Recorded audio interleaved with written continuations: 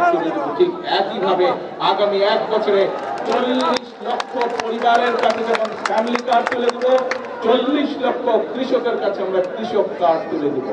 প্রিয় ভাই বোনরা, শুধু তাই নয়, আমরা নির্বাচনের আগে বলেছিলাম যে আমরা এই বাংলাদেশে, আমি মুসলমান, আরেকজন আছেন হিন্দু ভাই, আরেকজন আছেন বৌদ্ধ, আরেকজন আছেন খ্রিস্টান, আমরা বিভিন্ন ধর্মের মানুষ শান্তিতে এই বাংলাদেশে বসবাস করি। হাজার বছরের ঐতিহ্য আমাদের। কিন্তু এই যে আমাদের ধর্মীয় শিক্ষক বা ধর্মীয় গুরু যারা, মসজিদ মাদ্রাসাই হোক, গির্জাই হোক, মন্দির হোক, এখানে যারা আছেন ধর্মীয় ব্যক্তিত্ব বা ধর্মীয় গুরু, এই মানুষগুলো মানবতার জীবন যাপন করেন অনেকেই। আমরা বলেছিলাম বিএনপি সরকার গঠনের সক্ষম হলে এই মানুষগুলোকে আমরা সরকারের পক্ষ থেকে সম্মানের ব্যবস্থা করব। প্রিয় ভাই বোনেরা, আপনারা দেখেছেন আমাদের সেই প্রতিশ্রুতি আমরা রক্ষা করেছি।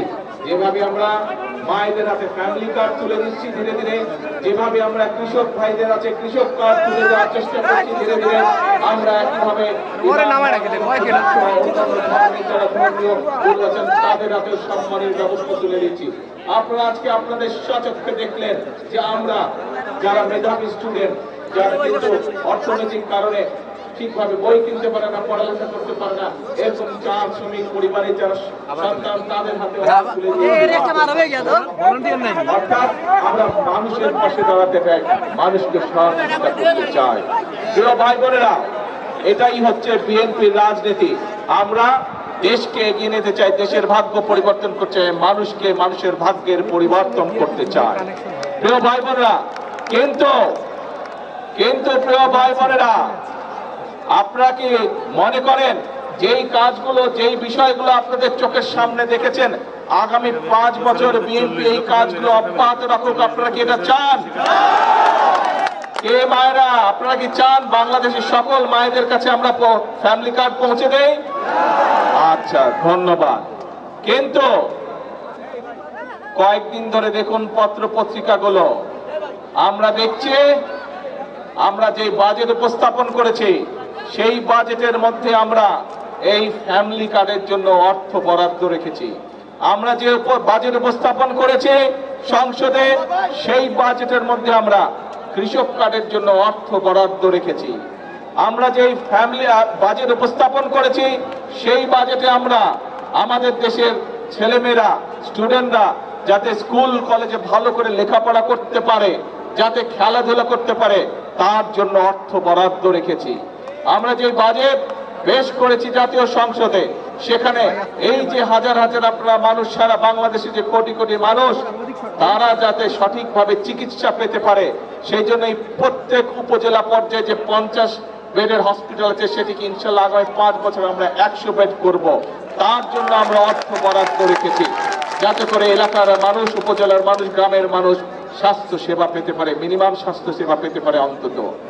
কিন্তু বাজেটের পরে নিশ্চয়ই আপনারা দেখেছেন, যেই বাজেটে আমরা সাধারণ মানুষ, খেটে খাওয়া মানুষের জন্য অর্থ বরাদ্দ রেখেছি, অনেকে বলেছে সেই বাজেট বলে তারা মানে না।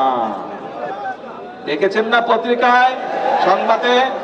আবার অনেকে বলেছে যেই বাজেটে আমরা মায়েদের জন্য ফ্যামিলি কার্ডের অর্থ বরাদ্দ রেখেছি, কৃষকদের জন্য কৃষি কার্ডের বরাদ্দ রেখেছি, প্রতিবন্ধী মানুষ, শিক্ষার্থীদের জন্য অর্থ বরাদ্দ রেখেছি, যেই বাজেটে আমরা মানুষের স্বাস্থ্য সুবিধার জন্য অর্থ বরাদ্দ রেখেছি, সেই বাজেট নাকি চানাচুরের মতো। শুনেছেন এই কথা? কিছু কিছু লোক বলেছে। প্রিয় ভাই বোনেরা, যেই বাজেট জনগণের বাজেট, যেই বাজেটের মাধ্যমে, অর্থ বরাদ্দের মাধ্যমে আমরা জনগণের ভাগ্যের পরিবর্তন করতে চাই, সেই বাজেটকে যারা চানাচুরের সাথে তুলনা করে, যেই বাজেটে আমরা জনগণের জন্য স্বাস্থ্য সুবিধার অর্থ বরাদ্দ রেখেছি, কৃষক ভাইদের জন্য অর্থ বরাদ্দ রেখেছি, যেই বাজেটে আমাদের সন্তানরা যাতে ভালোভাবে লেখাপড়া শিখতে পারে তার জন্য সর্বোচ্চ বাজেট রেখেছি, সেই বাজেটকে বলে তারা গণবিরোধী বাজেট। দেখেছেন না? তাহলে প্রিয় ভাই বোনেরা, আমরা যাতে এই দেশের যারা শিল্প উদ্যোক্তা আছে, যারা মিল ফ্যাক্টরি তৈরি করতে পারে, তার ফলে আমাদের বেকারদের কর্মসংস্থানের ব্যবস্থা করতে পারে, সেই জন্য এই দেশে বাংলাদেশে যে সকল দ্রব্য তৈরি হয়, একই দ্রব্য কেউ যদি বিদেশ থেকে আমদানি করে তার উপরে আমরা শুল্ক বাড়িয়ে দিয়েছি, যাতে করে বাংলাদেশের মিল কারখানাগুলো রক্ষা পায়, যাতে করে সেই মিল কারখানাগুলো যদি চলে তাহলে আমাদের ছেলেমেয়েরা সেখানে চাকরি বাকরি করতে পারবে। একই জিনিস যদি বিদেশ থেকে আসে তখন আমাদের মিল কারখানা চলবে? বন্ধ হয়ে যাবে। সেই জন্য আমাদের মিল কারখানাগুলোকে আমরা প্রোটেকশন দিয়েছি, সেই ব্যবস্থা আমরা এই বাজেটের মধ্যে রেখেছি। প্রিয় ভাই বোনেরা, আমরা এই বাজেটের মধ্যে অর্থ বরাদ্দ রেখেছি এবং একই সাথে বিভিন্ন নিত্য প্রয়োজনীয় দ্রব্য, চাল, ডাল, তেল, নুন, চিনি, এইসবের উপরে যে শুল্ক আগে ছিল, সেই শুল্ক আমরা যে ট্যাক্স ছিল সেই ট্যাক্সও আমরা উঠিয়ে নিয়েছি, যাতে জিনিসের দাম না বাড়ে। জনগণের কথা চিন্তা করে আমরা 60টি নিত্য প্রয়োজনীয় দ্রব্যের উপর থেকে আমরা শুল্ক প্রত্যাহার করে নিয়েছি এই বাজেটে। এখন প্রিয় ভাই বোনেরা,